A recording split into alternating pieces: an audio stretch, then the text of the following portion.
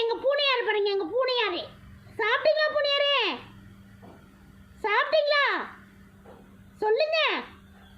சாப்பிட்டீங்களாங்க? என்ன சாப்பிட்டீங்க? பொங்கலா?